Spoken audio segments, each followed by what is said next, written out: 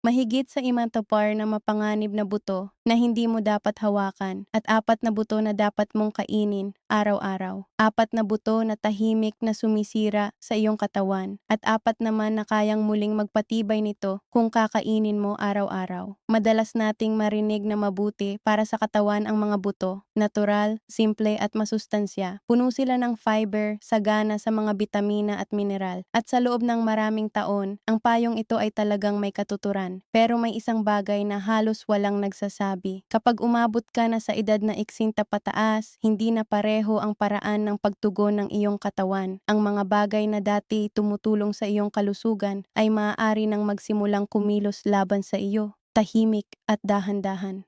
Ipinapakita ng mga kamakailang pag-aaral na ang ilang uri ng buto, ang mismong mga butong kinakain ng maraming nakatatanda araw-araw, ay maaaring magpalala ng pamamaga sa katawan, makasira sa mga ugat ng dugo, at kahit pabilisin pa ang proseso ng pagtanda. Sa simula, wala kang mararamdamang sakit, walang malinaw na babala, unti-unti lang na dumarating ang paninigas ng katawan, madaling pagkapagod, at iyong pakiramdam na parang hindi na nakikipagtulungan ng iyong katawan gaya ng dati. At ito ang bahaging talagang nakababahala. Sa isang pag-aaral na inilathala sa Journal of Gerontology, natuklasan na ang isang karaniwang buto lamang ay nagdulot ng pagtaas ng antas ng pamamaga sa katawan ng mga matatanda ng hanggang 60% sa loob lamang ng 3 linggo. Gayunpaman, hanggang ngayon ay patuloy pa rin itong inirerekomenda at ipinapakita bilang isang pagpipili ang mabuti para sa kalusugan ng puso. Pero narito ang magandang balita. Sa video na ito, matututunan mo ang 4 na mapanganib na buto na hindi mo dapat hawakan at ang 4 na buto na dapat mong kainin araw-araw upang maprotektahan ang iyong mga kasukasuan, mapakalma ang pamamaga sa katawan at matulungan kang manatiling malakas at independyente. Bago tayo magpatuloy, sandali lang. Anong mga buto ang madalas mong kinakain? Isulat mo sa comments. Isang salita lang ay sapat na. Dahil ang mga susunod mong maririnig ay maaaring magpaliwanag ng higit pa sa inaakala mo. Una, ang mga buto ng mirasol. Mukha silang walang panganib. Makikita mo sila halos kahit saan, nakalagay sa mga estante ng tindahan, ikinakalat sa ibabaw ng mga salad o hinahalo sa mga snack bar. Madalas pa nga silang pinupuri dahil sa taglay nilang vitamin E. Ngunit kapag madalas mo silang kinakain, ang mga buto ng mirasol ay maaaring tahimik na magdulot ng tunay na problema sa kalusugan. Ang pangunahing issue ay ang kanilang fatty acid profile. Mataas ang sunflower seeds sa omega-6 fats. Kailangan nga ng katawan ng kaunting omega-6. Pero kapag sobra ito, lalo na kung kulang naman ang omega-3 na magbabalanse rito, maaari itong magpalala ng pamamaga sa katawan. Iminungkahi ng isang pag-aaral noong 2022 sa Nutrition and Aging na ang ideal na balanse ng omega-6 at omega-3 ay nasa humigit kumulang 4.1. Ngunit para sa mga nakatatandang kumakain ng sunflower seeds araw-araw, madaling umabot ang ratio na ito sa 18.1 o higit pa. Sa paglipas ng panahon, ang ganitong hindi balansing ratio ay maaaring magdulot ng pamamaga sa mga kasukasuan, magpataas ng paninigas ng katawan, at magpalaki ng panganib sa sakit sa puso dahil nakakatulong ito sa pagtigas ng mga dingding ng mga ugat o arteries. Halimbawa si Emily, isang 70 taong gulang na retiradong librarian, na natili siyang aktibo, kadalasang kumakain ng lutong bahay na pagkain at araw-araw naglalakad. Ngunit hindi niya namalayang halos sa bawat pagkain ay nagdadagdag siya ng sunflower seeds. Nang suriin ang kanyang dugo, lumabas na ang C-reactive protein o CRP, isang mahalagang palatandaan ng pamamaga sa katawan ay 3 beses na mas mataas kaysa sa inirerekomendang antas. Pagkatapos niyang itigil ang pagkain ng sunflower seeds at palitan ito ng flax at chia na parehong mayaman sa omega-3, nagsimulang humupa ang kanyang pamamaga sa loob lamang ng 10 araw. Sa loob ng 1 buwan, ang dati niyang 10 minutong paglalakad na agad siyang napapagod ay naging 40 minuto na nang hindi nakakaramdam ng matinding pagod. Kasabay nito, bumaba rin ang kanyang inflammation markers nang humigit kumulang 42%. Kung ikaw ay lampas na sa 690 at nakararanas ng pananakit ng kasukasuan, madaling pagkapagod, o problema sa kolesterol, maaaring panahon na para muling pag-isipan ang pagkain ng sunflower seeds. Mas mainam na alternatibo ang pumpkin seeds na mayaman sa magnesium at zinc nang walang mabigat na dami ng omega-6. Maya-maya ay tatalakayin pa natin ito ng mas detalyado. Pangalawa, cottonseed. Ang cottonseed ay iba kumpara sa mga buto tulad ng sunflower o chia na talagang nakikita mo sa iyong plato. Karamihan sa mga tao ay hindi man lang namamalayan na nakakakonsumo na pala sila nito dahil kadalasan itong lumalabas sa anyo ng cottonseed oil, isang murang sangkap na tahimik na idinadagdag sa napakaraming nakapakiting pagkain. Makikita mo ito sa mga granola bar, crackers, at maging sa ilang salad dressing na ipinapakita pa bilang healthy. At iyan mismo ang dahilan kung bakit ito nagiging mapanganib. Ang cottonseed oil ay likas na naglalaman ng isang compound na tinatawag na gossypol na ginagawa ng halamang cotton upang ipagtanggol ang sarili laban sa mga insekto. Maaaring nakakatulong iyon para protektahan ang halaman, ngunit maaari itong maging mapaminsala sa katawan ng tao. Ipinapakita ng ilang pananaliksik na ang gossypol ay maaaring makialam sa ilang mahahalagang gawain ng katawan. Maaari nitong guluhin ang electrical signaling ng puso, hadlangan ang pagpasok ng calcium sa mga muscle cells at makapinsala sa mitochondria, ang mga bahagi ng selula na responsable sa paggawa ng enerhiya na kailangan ng ating katawan. Sa isang review na inilathala noong 2016 sa Toxicology Reports, natuklasan na ang gossypol ay maaaring magpataas ng oxidative stress sa tissue ng puso at makaapekto sa balanse ng potassium sa katawan. Ang dalawang pagbabagong ito ay maaaring mag-ambag sa hindi regular na tibok ng puso at biglaang pagkapagod. Isaalang-alang si Sofia, isang 73 taong gulang na sinubukang pagandahin ang kanyang kolesterol sa pamamagitan ng paglipat sa mas healthy na merienda, mga low-fat snacks, whole grain crackers, boxed granola, at mga dressing na mababa sa calorie. Ngunit pagkalipas lamang ng ilang linggo, napansin niya ang kakaibang pagkapagod, parang may kumakabog o kumakampay sa kanyang dibdib at paminsan-minsang pulikat ng mga kalamnan tuwing gabi. Nang ipasuri niya ang kanyang puso, walang nakita na malaking pinsala sa mga pagsusuri, pero malinaw na may hindi tama. Kaya sinuri niyang mabuti kung ano ba talaga ang kanyang kinakain araw-araw. Doon niya napansin na halos lahat ng nakapaketeng pagkain na binibili niya ay may cottonseed oil na nakalista malapit sa itaas ng listahan ng mga sangkap. Nang tuluyan niyang alisin sa kanyang pagkain ang mga produktong may cottonseed oil at pinalitan ang mga ito ng mas natural na alternatibo tulad ng roasted chickpeas, sariwang avocado at mga dressing na gawa sa olive oil, kapansin-pansin ang naging pagbabago. Pagkalipas lamang ng 2 linggo, nawala ang kanyang mga pulikat. Pagsapit ng 3 linggo, tuluyan na ring nawala ang mga palpitations o kakaibang kabog ng kanyang puso. Ayon sa kanya, mas marami siyang enerhiya kaysa sa naramdaman niya sa loob ng mga nakaraang buwan. Ang cottonseed oil ay mura, dumaraan sa matinding pagpoproseso, at bihirang mapansin ng mga tao. Nakalista man ito sa mga label ng pagkain. Para sa mga taong lampas na sa edad na 60, maaari itong tahimik na makasira sa maayos na tibok ng puso, sa kalusugan ng mga kalamnan, at maging sa pang-araw-araw na lakas at sigla ng katawan. Kung kabilang ka sa ganitong edad, magandang maglaan ng sandali para tingnan ang listahan ng mga sangkap sa iyong mga cereal, crackers at mga dressing.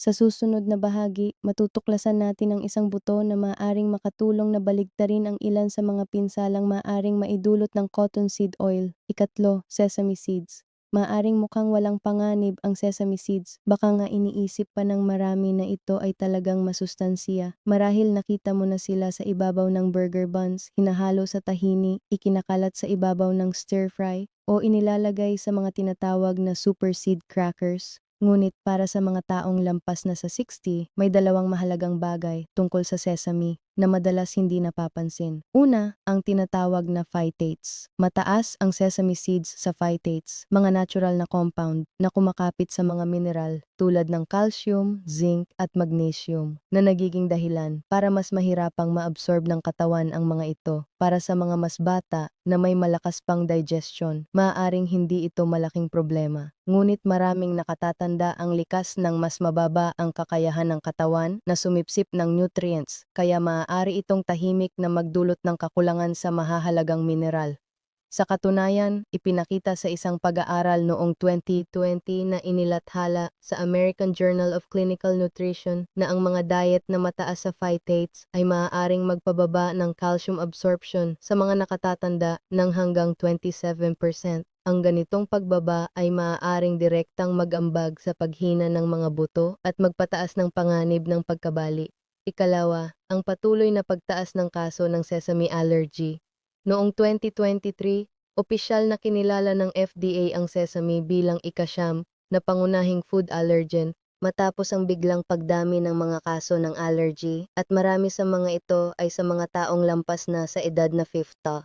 At hindi tulad ng karaniwang sintomas ng allergy tulad ng pantal o pamamaga, ang reaksyon sa mga nakatatanda ay maaring mas banayad tulad ng patuloy na pagkapagod, baradong ilong, iritasyon sa balat o kahit paninigas ng mga kasukasuan. Dahil dito, madali itong ipagwalang bahala at isipin na normal lamang na bahagi ng pagtanda. Halimbawa si Isabela, isang 55 taong gulang na retiradong nurse. Sa loob ng maraming taon, nakaranas siya ng pananakit ng mga kasukasuan, tuyong bahagi ng balat sa kanyang mga siko, at palaging pakiramdam ng kabag o bloating. Sinubukan niyang alisin sa kanyang pagkain ang dairy, gluten, at pulang karne, ngunit walang nagbago. Nang sumailalim siya sa mas masusing food sensitivity testing, lumabas na ang sesame ang malinaw na nagtitrigger ng kanyang mga sintomas. Saan ito nanggagaling? Sa kanyang araw-araw na pagkain ng hummus na puno ng tahini, purong giniling na sesame. Nang alisin niya ang sesame sa kanyang pagkain at pinalitan ito ng mga masustansyang taba tulad ng avocado at walnuts, kapansin-pansin ang naging pagbabago.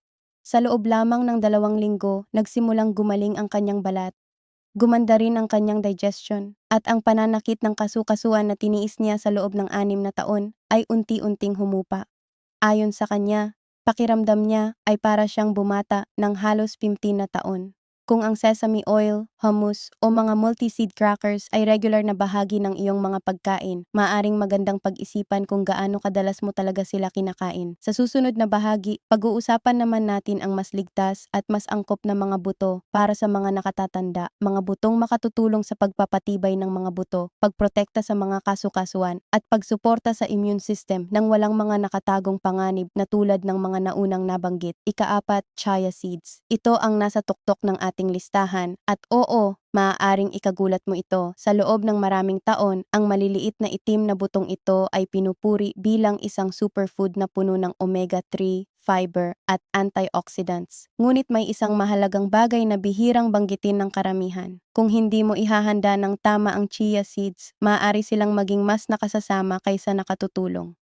Ang chia seeds ay kayang sumipsip ng likido ng hanggang 2 beses ng kanilang sariling timbang. Iyan ang dahilan kung bakit nakakabusog sila at kung bakit madalas silang ginagamit sa mga healthy recipe. Pero kung kakainin mo sila ng tuyo o halos hindi pa sapat ang pagkakababad sa likido, hindi lang sila lumalaki sa iyong baso, lumalawak din sila sa loob ng iyong katawan. At para sa mga nakatatanda, lalo na sa mga may mas mabagal na digestion, ang ganitong paglawak ay maaaring mabilis na maging seryosong problema. Kung mayroon kang acid reflux, mabagal na digestion, o kahit bahagyang pagkipot ng esophagus, ang pagkain ng tuyong chia seeds ay maaaring magpataas ng panganib ng pagkabulunan, matinding constipation, at sa pinakamasamang sitwasyon, maaaring magdulot pa ng pagbabara sa bituka o sa esophagus. Isang halimbawa nito ay si Ethan, isang 70 taong gulang na retiradong truck driver na dumating sa amin na maputla, bloated, at halos 1 linggong constipated. Binigyan siya ng kanyang anak na babae ng isang health kit na may kasamang chia powder at araw-araw niya itong hinahalo diretso sa kanyang cereal at smoothies nang hindi muna binababad. Sa loob lamang ng ilang araw, nagkaroon na ng problema ang kanyang digestive system. Pinahinto namin agad ang chia, gumamit ng banayad na laxative upang maibsan ang pagbabara at pinalitan ito ng flaxseed na ibinabad magdamag na mas magaan sa tiyan.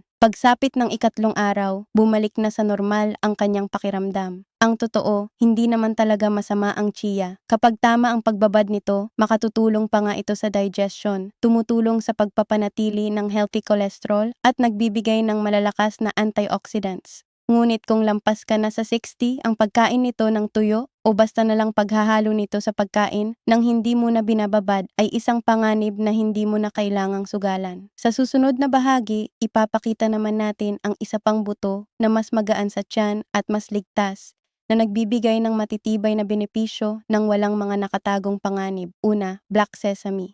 Madalas mapagkamalan ang black sesame na kapareho lamang ng mas mapusyaw nitong kamag-anak, ngunit malayo ang pagkakaiba ng dalawa. Ang mapusyaw na sesame na karaniwan mong nakikita sa ibabaw ng burger buns o hinahalo sa mga nabibiling tahini sa tindahan ay kadalasang tinanggalan na ng balat at dumaan sa proseso ng pagproseso, kaya nababawasan ang maraming sustansya mula sa panlabas nitong bahagi na mayaman sa nutrients. Ang black sesame naman sa kabilang banda ay nananatiling may natural nitong balat, kaya napapanatili nito ang mga mineral, antioxidants at mga plant compounds na nagbibigay ng malalim nitong kulay at marami sa mga benepisyo nito. Isa sa mga pinakanatatanging katangian nito ay ang grupo ng antioxidants na tinatawag na lignans. Ang mga compound na ito ay kumikilos na parang mga tagapangalaga ng mga selula, tumutulong protektahan ang iyong utak, mga ugat ng dugo, at iba pang mga tissue laban sa oxidative stress, ang uri ng pinsalang mas bumibilis habang tayo ay tumatanda. Dahil dito, nagiging lalo itong mahalaga para sa mga taong lampas na sa 60, kung kailan mas nagiging maselan at madaling maapektuhan ang mga sistemang ito ng katawan. Hindi tulad ng white sesame na kadalasang iniihaw at pinoproseso sa mga paraang maaring magpababa sa lakas ng mga sustansya nito. Ang black sesame ay may mahabang kasaysayan sa mga tradisyonal na gawain ng kalusugan sa silangan, kung saan ito ay ginagamit sa maliliit ngunit sinasadyang dami, at sinusuportahan din ito ng modernong pananaliksik. Isang pag-aaral noong 2021 na inilathala sa Journal of Nutritional Biochemistry ang sumubaybay sa mga taong may edad 65 hanggang 78 na kumain ng 2 kutsarita ng black sesame araw-araw sa loob ng 60 araw. Sa pagtatapos ng pag-aaral, bumaba ang kanilang systolic blood pressure ng 13% at ang kanilang mga memory score ay tumaas ng 22% sa mga karaniwang recall tests. May nakita rin kaming kahalintulad na karanasan kay Olivia, isang 66 taong gulang na retiradong guro ng matematika. Matagal na siyang nakararanas ng brain fog, mababang enerhiya at bahagyang mataas na blood pressure. Binalaan siya ng kanyang neurologist na maaari siyang papunta sa maagang cognitive decline. Sa halip na agad-agad uminom ng gamot, nagdagdag kami ng isang simpleng gawain tuwing umaga. Hinahalo niya ang 1 kutsarita ng giniling na black sesame sa honey at maligamgam na tubig. Sa loob ng 4 na linggo, ramdam na niya ang malaking pagbabago. Mas malinaw ang pag-iisip niya at nagsimulang maalala ang pangalan ng mga estudyanteng hindi niya nakikita sa loob ng dekada. Para sa pinakamainam na pagsipsip ng sustansya, ang black sesame ay dapat ibabad o gilingin bago kainin, hindi basta-basta nilulunok ng buo at hilaw. Sa susunod, tatalakayin natin ang iba pang mga buto na makakatulong palakasin ang utak at puso nang walang mga nakatagong panganib ng mga kahawig nilang uri. Pangalawa, flax seeds. Maliit man ang flax seeds, malaki ang naibibigay na benepisyo sa kalusugan. Isa ito sa pinakamayamang plant-based sources ng alpha-linolenic acid, ALA, isang uri ng omega-3 fat na tumutulong bawasan ang pamamaga sa buong katawan. Ngunit ang tunay na natatangi sa flax seeds ay ang mataas nitong laman ng lignans, mga natural na plant compounds na kumikilos na parang banayad na estrogen-like supporters sa katawan. Makakatulong ito sa pagpapanatili ng hormonal balance, protektahan ang mga ugat ng dugo, at itaguyod ang mas maayos na digestion. Isang pag-aaral noong 2018 na inilathala sa Hypertension Research ang sumubaybay sa 110 matatanda na lampas 70 taong gulang na may bahagyang mataas na blood pressure. Ang kalahati sa kanila ay kumain ng isang muffin araw-araw na may kasamang 30 gramo ng giniling na flax seed, habang ang kabilang kalahati ay tumanggap ng placebo muffin na walang flax. Pagkalipas ng 6 na buwan, ang grupo na kumain ng flax ay nakakita ng pagbaba ng blood pressure na katumbas ng epekto ng prescription medication, ngunit walang iniulat na side effects. Nakita rin namin ang katulad na resulta kay Noah, isang 70 taong gulang na retiradong taxi driver na may mataas na cholesterol at chronic constipation. Sa mungkahi ng kanyang anak na babae, nagsimulang magdagdag si Noah ng 1 kutsarita ng giniling na flaxseed sa kanyang morning yogurt. Ilang linggo pagkatapos, tinaasan niya ito sa 2 kutsarita. Sa loob ng 3 linggo, napansin niya ang malaking pagbabago sa kanyang digestion. At sa loob ng susunod na 3 buwan, bumaba ang kanyang cholesterol numbers na nag-iwan sa kanya ng mas magaan at mas masiglang pakiramdam. Ang pinakamahalagang punto, kailangang giniling ang flax seeds upang ma-unlock ang kanilang mga sustansya. Ang buong flax seeds ay kadalasang dumadaan sa digestive tract ng halos buo, kaya hindi ganap na nasisipsip ng katawan ang mga nutrisyon nito. Idagdag ang giniling na flax sa oatmeal, i-blend sa smoothies o haluin sa yogurt o lean protein. Iwasan lamang ang pagluluto nito sa mataas na temperatura dahil maaaring masira ang ilan sa mga benepisyo nitong compounds. Para sa sinumang lampas na sa 60 na may mabagal na digestion, paninigas ng mga arteries o tumataas na kolesterol, ang giniling na flaxseed ay isa sa pinakamadali at pinakaligtas na dagdag sa iyong dieta. Pangatlo, pumpkin seeds. Ang pumpkin seeds na madalas tinatawag na papitas ay hindi lang basta masarap at malutong na merienda. Isa itong nutrient powerhouse at habang tumatanda ka, mas kailangan ng katawan mo ang mga sustansyang ibinibigay nito. Isa sa pinakamalaking benepisyo nila ay ang zinc, isang mineral na mahalaga para sa malakas na immune system, tamang paggaling ng sugat, at pagpapanatili ng malusog na function ng mga kalamnan. Ang problema, habang tumatanda tayo, bumababa rin ang kakayahan ng katawan na sumipsip ng zinc dahil kadalasang bumababa ang antas ng stomach acid. Kaya kahit na kumakain ka ng mga pagkaing mayaman sa zinc, maaaring hindi pa rin nakakukuha ng sapat ang katawan mo. Ang resulta, mas matagal ang paggaling ng mga sugat, mas madalas ka nang naiipon ng sipon at ang mga kalamnan ay pakiramdam ay mas mahina o mas matagal bago makabawi.